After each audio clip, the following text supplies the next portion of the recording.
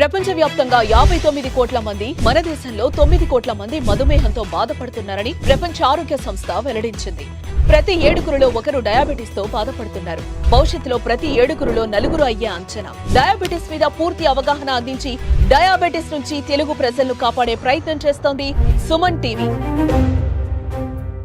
So normal గా sugar ని ఎలా కంట్రోల్ చేసుకోవాలి? సో షుగర్ ని కంట్రోల్ చేసుకునే విధానాల్లో ఓన్లీ టాబ్లెట్లు వేసుకుంటే సరిపోదండి. సో మార్నింగ్ నుంచి సాయంత్రం వరకు చేసే మన విధి విధానాల్లో కూడా షుగర్ రెగ్యులేట్ చేసే విధంగా ఉంటుంది. So first and foremost point ఏంటంటే, ఉదయం లేచిన తర్వాత మనం చేయాల్సింది ఏంటంటే బాడీని యాక్టివేట్ చేయడం. ఎందుకంటే మెటబాలిక్ రేట్ ప్రాపర్ గా ఉంటే షుగర్ కు సంబంధించిన క్యాలరీ కన్సంప్షన్ కూడా బెటర్ గా ఉంటుంది. సో ఐడియల్ గా ఒక good amount of exercise, sports కావచ్చు, గేమ్స్ కావచ్చు, వాకింగ్ కావచ్చు, స్విమ్మింగ్ కావచ్చు, రన్నింగ్ కావచ్చు, జాగింగ్ కావచ్చు, ఏది చేసినా కానీ ఆ ఎక్సర్సైజ్ అనేది కాస్త కన్సిస్టెంట్ గా డైలీ అరౌండ్ 6 to 8 మధ్యన మెయింటైన్ చేస్తే మంచిది. అట్లని చెప్పి ఆ టైంలో నాకు కుదరదు, మిగతా టైం నేను చేయలేను అనేది కాకుండా ఏదో ఒక టైంలో ఈ యాక్టివిటీ చేసిన దాని వల్ల డెఫినెట్లీ హెల్తీ బాడీ హ్యాబిట్స్ వచ్చే విధంగా మనకి పనిచేస్తుంది. అదే విధంగా బ్రేక్ఫాస్ట్ అనేది అర్లీగా కన్జ్యూమ్ చేయాలి. జనరల్ రికమెండేషన్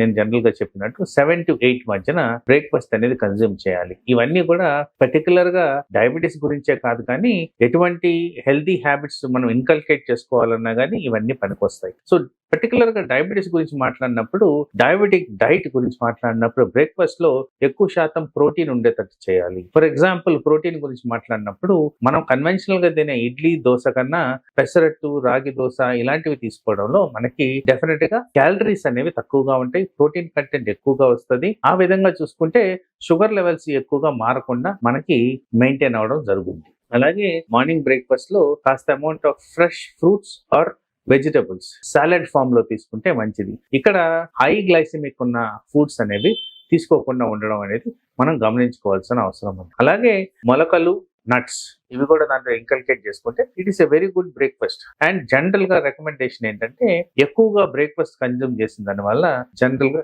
డే అంతా అంత ఎక్కువగా తినాల్సిన అవసరం ఉండదు. పర్టికులర్ గా నైట్ టైం ఫుడ్ ని మనం కట్ చేసుకోవచ్చు. అదే విధంగా చూసుకుంటే జీర్ణాశయము, calorie production, liver and kidney ఫంక్షనాలిటీకి వాటర్ అనేది ఇంపార్టెంట్ కాబట్టి ప్రాపర్ వాటర్ కన్సంప్షన్ అనేది మనం గమనించుకోవాలి. ఈ వాటర్ కన్సంప్షన్ కూడా every hour 1 glass of water equating to about 3.5-4 liters per day. ఇలా చేసిన దాని వల్ల మనకి బాడీలో జరగాల్సిన జీవక్రియలు ప్రాపర్ గా జరిగి హార్మోనల్ ఎఫెక్టివ్ గా పనిచేసి షుగర్ లెవెల్స్ ప్రాపర్ గా కంట్రోల్ ఉండే విధంగా మనం గమనించుకోవాల్సిన అవసరం ఉంటుంది.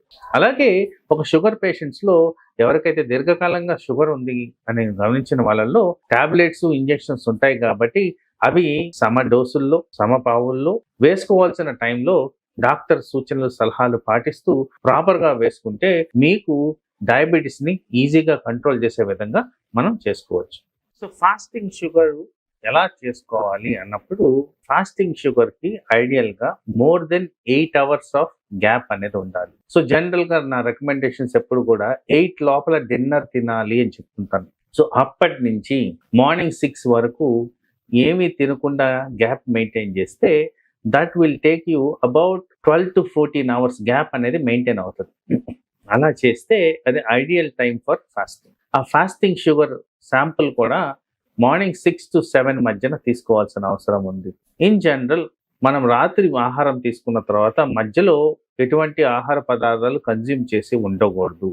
తర్వాత మార్నింగ్ టైము చాలా మందికి ఉన్న డౌట్, టాబ్లెట్ వేసుకోవాలా వేసుకోకూడదా అని. ఆ టైంలో టాబ్లెట్ వేసుకోకుండా చేయాల్సిన test fasting blood sugar test. For example కొంతమందికి గ్యాస్ట్రిక్ టాబ్లెట్, థైరాయిడ్ టాబ్లెట్ ఉదయాన్నే వేసుకోవాల్సిన అవసరం ఉంటుంది. ఆ ఒక్కరోజు మనం మినహాయించి 15-20 నిమిషాల తర్వాత వేసుకున్నా కానీ నష్టం లేదు, ఆర్ టాబ్లెట్ వేసుకున్నా కానీ ప్రాబ్లం లేదు. ఈ విధంగా ఫాస్టింగ్ బ్లడ్ షుగర్ చెక్ చేయాల్సిన నియమాలు పాటిస్తే మీకు అక్యురేట్ లెవెల్స్ మెయింటైన్ చేసే విధంగా మనకి లాంగ్ టర్మ్ లో కూడా ఫాస్టింగ్ షుగర్ ని కంట్రోల్ చేసుకునే విధంగా కూడా పనికొస్తుంది. నమస్తే. షుగర్ టాబ్లెట్స్ వల్ల బరువు తగ్గుతారా అంటే, ఈ మధ్య కాలంలో చాలా మటుకు సోషల్ అవేర్నెస్ ద్వారా అర్థమైంది ఏంటంటే, ఇప్పుడు వస్తున్న కొత్త రకమైన మెడిసిన్స్ ఏవైతే ఉన్నాయో వాటి వల్ల షుగర్ ని అదుపులో ఉంచడమే కాకుండా వెయిట్ కూడా రెగ్యులేట్ అవుతుందని గమనించారు. పర్టికులర్ గా ఇక్కడ డాపాగ్లిఫాజోన్, SGLT2 ఇన్హిబిటర్స్ అనే type of anti diabetic medication వల్ల వెయిట్ తగ్గుతారని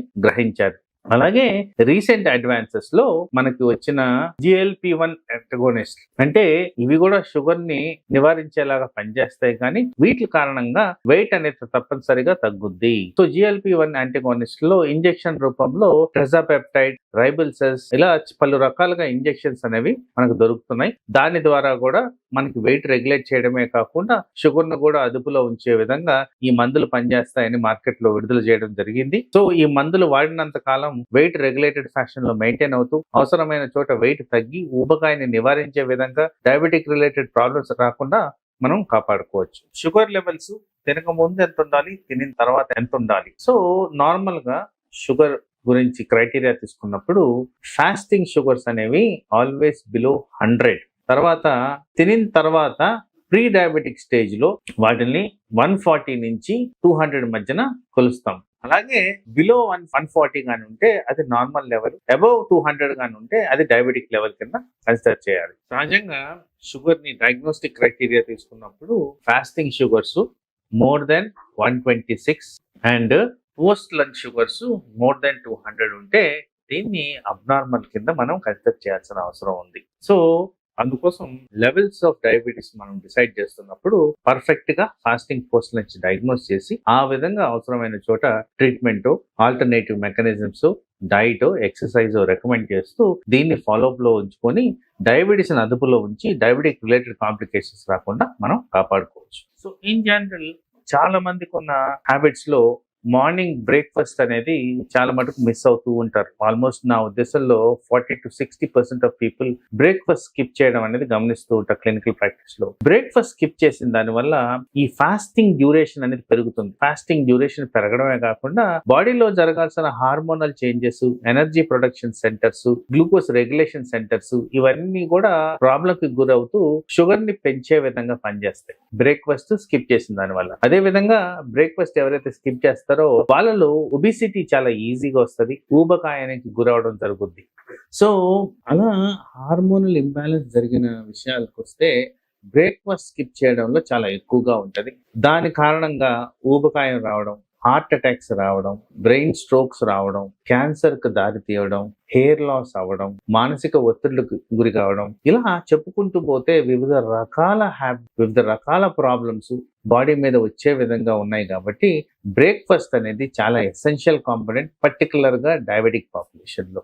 అండ్ బ్రేక్ఫాస్ట్ ఎవరైతే ప్రాపర్ గా మెయింటైన్ చేస్తారో వీళ్ళలో energy consumption values, metabolic rate ఏవైతే జీవక్రియలు బాడీలో జరుగుతాయో అవి ప్రాపర్ గా జరుగుతూ కన్జంప్షన్ అనేది ప్రాపర్ గా జరిగిన దాని వల్ల వీళ్ళలో ఫ్యాట్ శాతం తగ్గే విధంగా పనిచేస్తూ అవయాలకు సంబంధించిన కాంప్లికేషన్స్ రాకుండా HbA1c నార్మల్ గా రెగ్యులేట్ అవ్వడం జరగడం, షుగర్ లెవెల్స్, షుగర్ కి సంబంధించిన కాంప్లికేషన్స్ తగ్గుతాయి. కాబట్టి ఈ విధంగా బ్రేక్ఫాస్ట్ తిన్న వాళ్ళల్లో ఆల్మోస్ట్ వాళ్ళకి దినచర్యలన్నీ ప్రాపర్ గా సాగే విధంగా కాంప్లికేషన్స్ రాకుండా డయాబెటిక్ మెయింటైన్ చేస్తూ లాంగ్ టర్మ్ లో హాయిగా ఉండే విధంగా చేస్తారు. కాబట్టి కంపల్సరీ బ్రేక్ఫాస్ట్ కన్జ్యూమ్ చేయడం ఇంపార్టెంట్. అదే విధంగా స్పెసిఫిక్ గా డయాబెటిక్స్ గురించి మాట్లాడినప్పుడు నేను చెప్పిన మోడిఫికేషన్స్ టు డైట్ చేస్తే మీకు హై క్యాలరీ కన్జ్యూమ్ చేసినా గానీ షుగర్ లెవెల్స్ ఎక్కువ కాకుండా, షుగర్ రిలేటెడ్ కాంప్లికేషన్స్ రాకుండా మనం నివారించుకోవచ్చు.